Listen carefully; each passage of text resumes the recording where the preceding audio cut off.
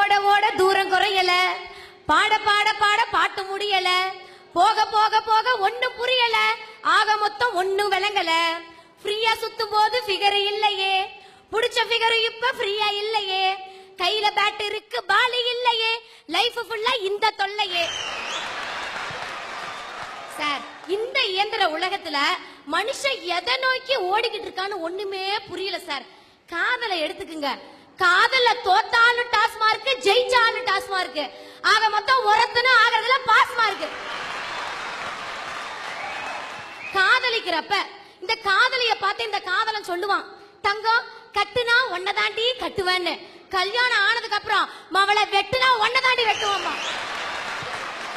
Sir, ஒரு நிமிஷம், பாப்பா புரியாம பேசிட்டு இருக்கு. அன்புனா என்ன, காதல்னா என்னன்னு. நான் உங்க மேல வச்சிருக்கிறது அன்பு, உங்க பையன் மேல வச்சிருக்கிறது காதல். நான் போய் பையன்கிட்ட சொல்ற, ஒரு அப்பா கொடுக்கற வேலையை பாருங்க. 2 வருஷமா ஒரு பையன் என் பின்னாடியே சுத்திக்கிட்டு இருந்தா காதலிக்கிறேன்னு. அந்த பையன்கிட்ட நான் கேட்டேன், ஏண்டா என்னையும் பார்த்து 2 வருஷமா சுத்திக்கிட்டு இருக்க, என்கிட்ட உனக்கு ரொம்ப பிடிச்சது என்னன்னு கேட்டேன். அதுக்கு அவன் சொன்னா, தங்கம் நீ காலேஜ்ல வந்து மெமிக்ரி பண்ணுவேன்னு கேள்விப்பட்டிருக்கேன், நீ மெமிக்ரி பண்ண சிவகார்த்திகேயன் ஹீரோ ஆயிட்டாரு, ஒருவேளை நீயும் மெமிக்ரி பண்ணி ஹீரோயின் ஆயிட்டீனா, அதனாலதான் உன்னை இப்பயே காதலிக்கிறேன்னு சொன்னான். அப்படி என்கிட்ட பிடிச்ச ஒரு மெமிக்ரி அவன் கேட்டான், நான் பண்ணி காமிச்சேன். యార్ని నేను చెప్పను, యార్ని నేనేరా చంద్రముఖి.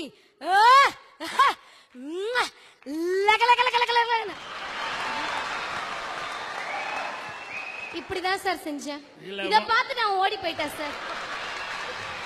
அப்பா, நீ சொர்ணமுகி மாதிரி காதல சொல்லியிருந்தான், அவன் உன்னை காதலிச்சிருப்பான். நீ சந்திரமுகி மாதிரி சொன்னேன்னா அவன் தெரிச்சு ஓடம் என்ன பண்ணுவான்? தெரிஞ்சிடுச்சா? உங்க எல்லாருக்கும் தெரிஞ்சிடுச்சா?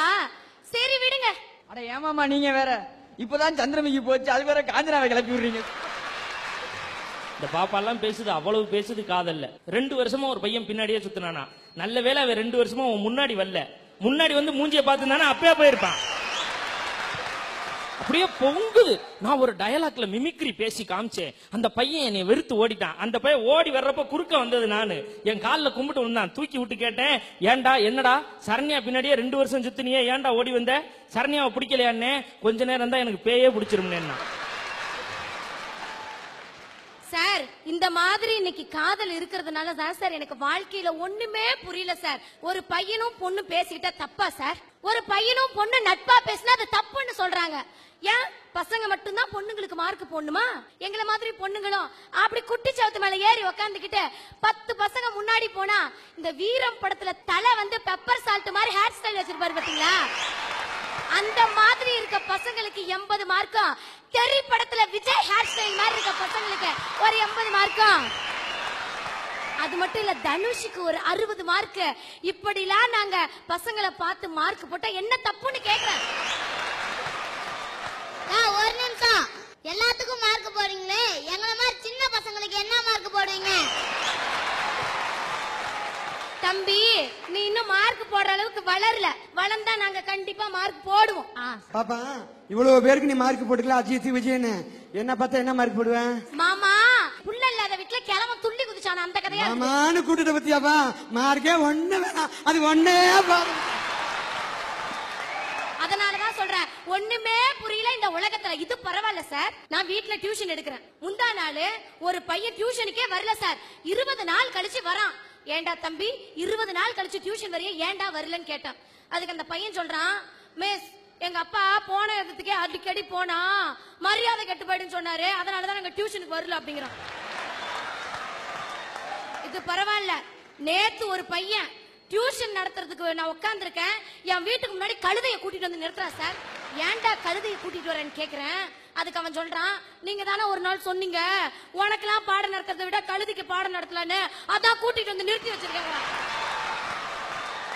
இன்னைக்கு காலையில நான் வீட்டுல நின்னுட்டு இருக்கேன், ஒருத்தன் என்கிட்ட வந்து கேள்வி கேக்குறான், ஏக்கா ஃபிகருக்கும் ஃபிங்கருக்கும் என்னக்கா வித்தியாசம்னு கேட்டான். நான் சொன்னேன், தம்பி ஃபிகர்னா அந்த சயின்ஸ் படத்துல இருக்கும் பாத்தீங்களா பிக்சரு, இதுதான்டா ஃபிகரு, ஃபிங்கர்னா அந்த விரல் தான் சொன்னேன். ஏக்கா இது கூட உனக்கு வித்தியாசம் தெரியல, நான் சொல்றேன். அவன் சொல்றான் விளக்கம், ஃபிங்கர்னா மடக்க முடியும், ஃபிகர்னா மடக்க முடியாதுங்கிறான். எங்களை மாதிரி இளைஞருக்கெல்லாம் ஃபிங்கர் மடக்கிறதுனா கஷ்டமா இருக்கலாம், ஃபிகரை ஈஸியா மடக்கிடுவோம் நாங்க.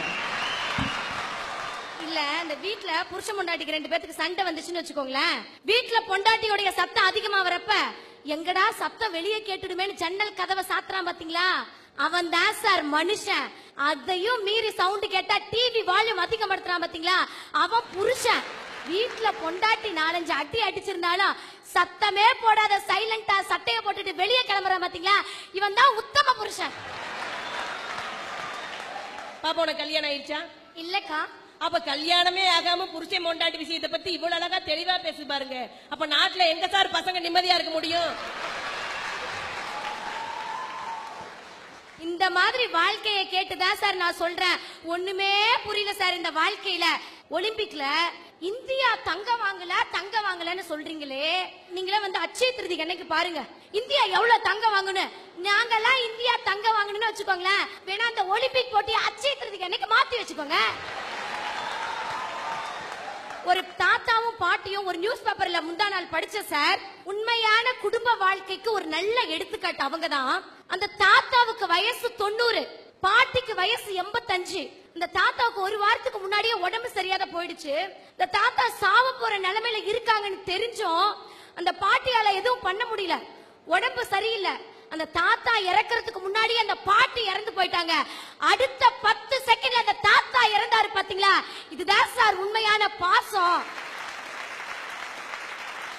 அத தெரிஞ்சுக்கிட்டு அவங்க சொந்தக்காரங்க எல்லாம் அந்த தாத்தாவையும் பாட்டியும் ஒன்னா சேர்த்து வச்சு அடக்கம் பண்ணாங்க பாத்தீங்களா, இதுதான் சார் மனித நேயம். இது எல்லார்கிட்டயும் இருக்கிறது இல்ல. இன்னைக்கு உளுந்தூர்பேட்டையில ஏழை பையன் அன்னைக்கு கூலி வேலைக்கு போனாதான் அவனால சாப்பிட முடியும். அப்படிப்பட்ட ஃபேமிலியில இருக்க ஒரு பையனோட அப்பா இறந்து போயிட்டாரு. அவன் டெத் சர்டிபிகேட் வாங்கினா அவனுக்கு 15,000 பணம் வரும். அப்படிங்கிறதுக்காக அவன் போய் ஒரு ஆபீசர் கிட்ட டெத் சர்டிபிகேட் கேக்குறான். அதுக்கு அந்த ஆபீசர் சொல்றாரு, நீ லஞ்சம் கொடுத்தாதான் நான் உனக்கு டெத் சர்டிபிகேட் தருவேன்னு. இத கேட்டுட்டு அந்த பையன் போய் பிச்சை எடுக்கிற போராட்டத்துல ஈடுபட்டிருக்கான்னா, இதை விட இந்த நாட்டுல அவமானப்படுறதுக்கு வேற வழியே இல்ல சார். இப்படியும் இந்த நாடு நடந்துகிட்டு இருக்கிறதுனாலதான் சார் சொல்றேன், ஒண்ணுமே புரியல இந்த உலகத்துலன்னு.